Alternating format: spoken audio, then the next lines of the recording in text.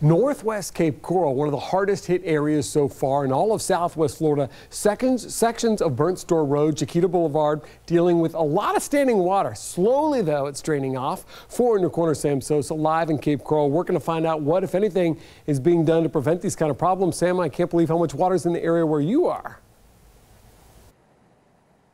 Patrick, we're right off Burnt Store Road, which has been closed the past few days. You can probably see why.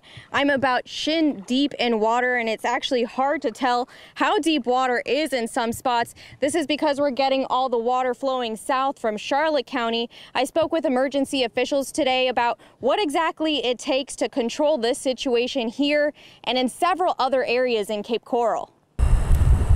School's canceled, the kids are inside with nothing to do, and there's fish in the streets. So 1 fish, 2 fish, but it's not a Dr. Seuss book. Streets in Cape Coral remain soggy as day 3 of flooding continues.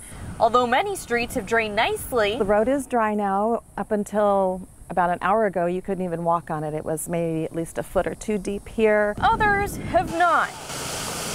Chiquita Boulevard near Trafalgar Parkway looking better than over the weekend, but still blocked off. These guys, my son back here, they were just kayaking down the street for fun. So is Burnt Store Road. The surrounding area underwater. We've actually gone door to door in those neighborhoods to see if anybody has any immediate life threats. They have their medication. Behind the scenes at Cape Coral's Emergency Operations Center, people are working around the clock to keep you safe, overcoming obstacles along the way. Frankly, it was just so widespread that we didn't have the resources to shut down all the roads that were affected, and that's why I think a number of cars still began to become flooded. Chief Ryan Lamb says 160 cars fell victim to floodwaters, and some drivers had to be rescued. The volume of water did very much tax our system.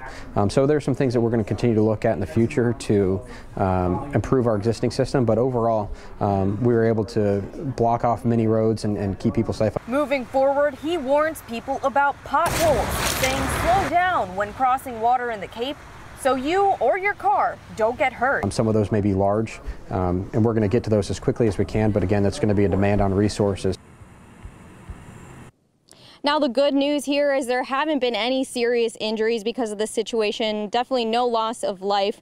But officials are telling people to beware when they're coming out in this water. Don't play in the water because it's very dirty. I've heard stories of porta potties being knocked over in construction sites, so you can only imagine what's in these waters. So don't play in the water.